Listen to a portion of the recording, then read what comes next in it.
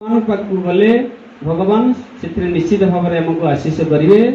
अपवित्र मन रे गले आम केबे भी फल पाइबा नहीं। रामचरित मानस जदि शुणिकी आम चरित्र जदि परिवर्तन हेलानी से रामचरित मानसर मूल्य किसी हेलानी। आम निजको जदि परिवर्तन करि पालेनी रामचरित मानस शुणिकी आम सत्संग करी जदि आमको निजको बदल पारेनी निजर भूल को आम जदि परिमार्जित करि पारलेनी मार्जना करि पारलेनी भलटा को जदि जानि पारलेनी सत असत भितर आम जदि फरक आसिलानी ताहले तार रामचरित मानसर किछि मूल्य होला। भागवत शुणिकी जदि आम मन भितर भाव सृष्टि हेलानी प्रभु को चरणार बिंदरे जदि भाव आसुनी कहीं जीवनर कारण अटे माला जपिले कि हेबो परमात्मा न भजिले माला खाली गड़ौथिबे बारंबार माला गड़ेले केवल लोक देखाणिया माला गड़ेबा ना प्रकृत रे हमर कोनोसी उद्देश्य मूलक थाइकरी आमे कोठु आछेती से परमात्मा किए ताकू प्रकृत रे वास्तव रूप रे जानिकरी ताकू आमे माला गड़ेबे से वास्तव रूपटा के जानिया पई बेले बेले संसार भितर आमे एते मोह बंधन रे पड़ी जाउछंदी सेइत्रे गोटे गोटे जो सद्गुरु आवश्यकता रहउची से माने आसीकरी हमर मनोरूपक दर्पणर मैलाटा को सफा करी सद्गुरु माने सीधा सड़क गोटे कनेक्शन दियंती से आमर जदि भागवत शुणिक जदि भाव उद्रेक नहलानी से आमर किसी परिवर्तन आम ये हूँ एक्सपेरिमेंटाल बेसिस यहाँ हूँ विज्ञान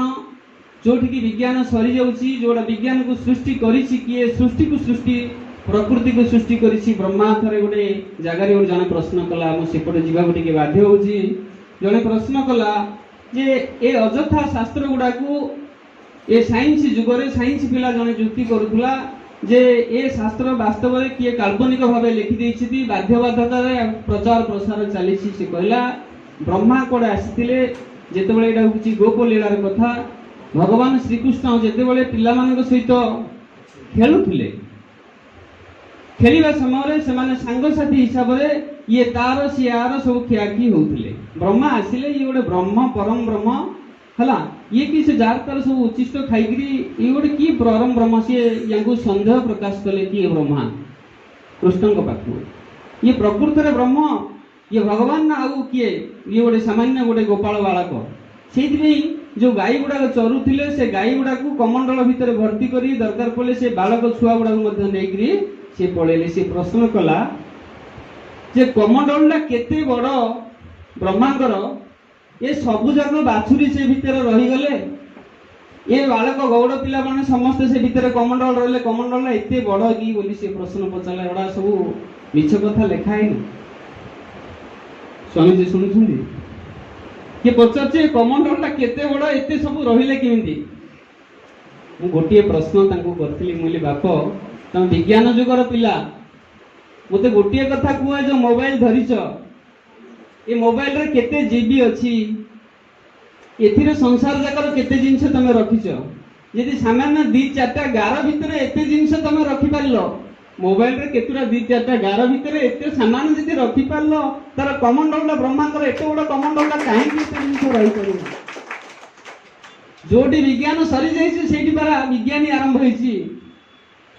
ये हूँ सिद्धांत कथा आम बुझा पड़ो